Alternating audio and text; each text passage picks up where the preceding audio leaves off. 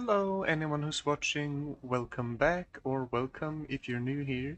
We are here on top of the mountain. We found coal last time, and that is because we need to start up a steel factory.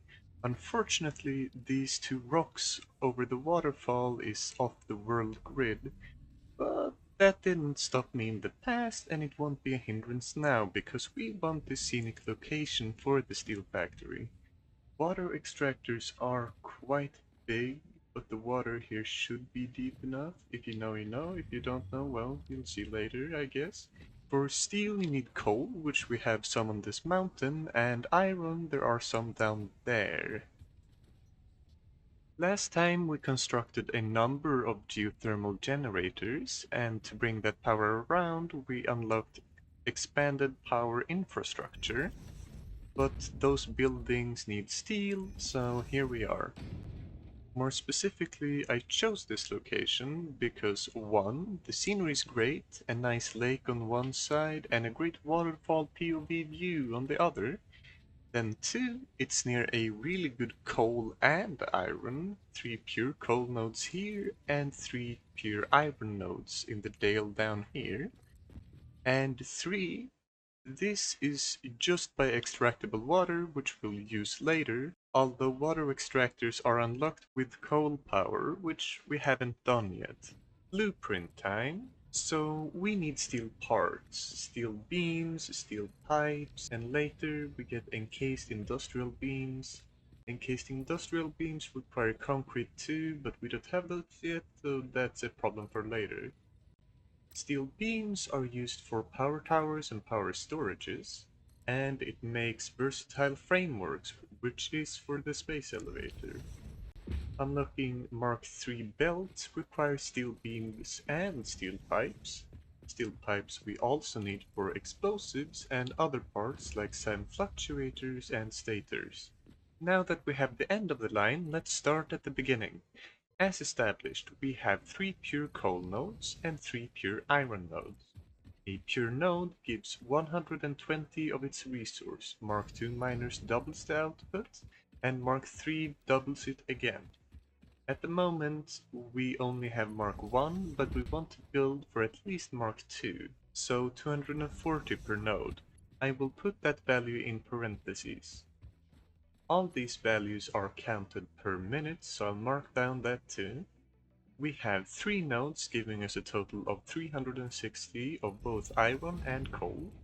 We will be using the solid steel recipe, which in a foundry takes 40 iron ingots and 40 coal and produces 60 steel ingots, which is a 50% value improvement of each iron and coal compared to the normal 45 iron ore and coal for 45 steel ingots.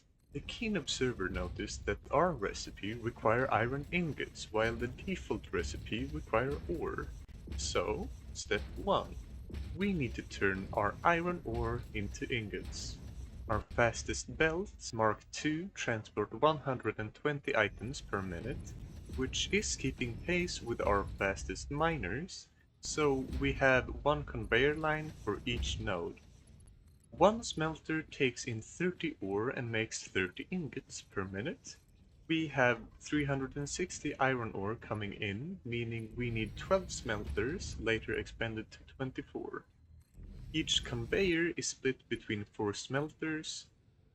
These are then brought up along with the coal. Each foundry takes 40 input per minute, 360 divided by 40 equals 9, later 18. The conveyor lines are split for 3 foundries per line here. The output will be 540 steel ingots in total. Then a constructor makes 15 steel beams with 60 steel ingots and 20 steel pipes with 30 steel ingots. So if we do 6 of each, we will have 90 steel beams and 120 steel pipes. So 6 of the foundries will have 1 constructor each, while the last 3 are split into 2 each. We can then merge the product onto a conveyor each into storage. Right at the end we put smart splitters, sending the overflow into an awesome sink. Okay, now with everything built, it does have the impact on the power I thought it would, but it's still fine, we just need to upgrade the power before we can expand. Factory looks pretty bad though, so that's on the list for when we renovate this. That's the steel factory done. Now that I have steel pipes, we can start getting into the dimensional storage. First off, manual uploading. Manual depot uploader unlocked. Storage dimension and pocket dimension now connected both ways and stable. Parts can now be uploaded to the storage dimension directly from the inventory. Note: the storage dimension now understands the boundaries of the pocket dimension and recognizes the distinction between matter belonging to the Pioneer's inventory and matter belonging to the Pioneer. The window within a window within the shallows within the deep, curling around itself separately, echoes strangely. And with that, the consideration of which upgrades to begin with. I do have a lot of spheres, and I feel like 3 stacks of items is enough for now. And upload speed, when you can upload items directly from your inventory, is just really nice. The loop organ contains scripture, contains instruments to compose symphonies of root and rot and recycling. Shrines to evolution and revolution. I see. It seems we truly are building understanding. We can also start using summer sloops, which doubles the output of a machine without increasing the input, but at a higher power consumption.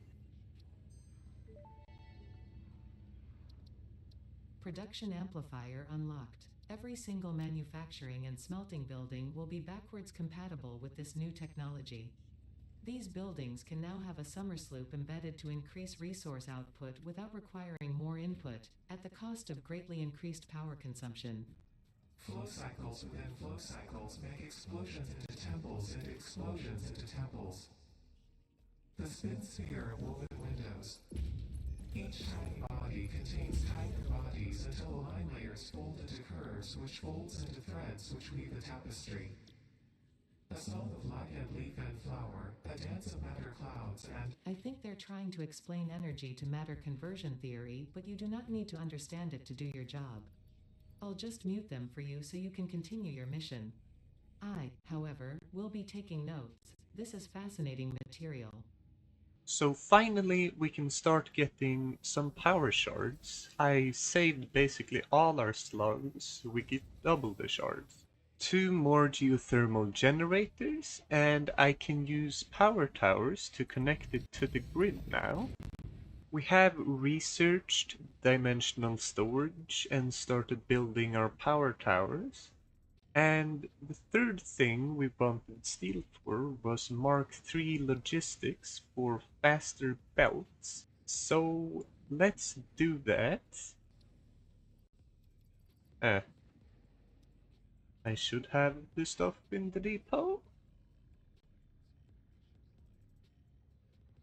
There we go. Fancy red button. Milestone reached. Improved storage containers and the conveyor belt Mark III provide the obviously necessary tools for improving your current setup. Production speed is of the essence after all.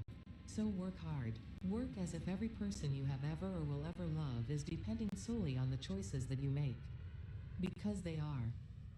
Warning: fix-it psychologists recommend not dwelling on the crushing mental and physical strain of your responsibilities and simply continuing to be productive. Hard work has repeatedly proven to be the best cure for any kind of stress. Yeah, To work. Mark III belts. That marks the end of this video. Next time things will look very different.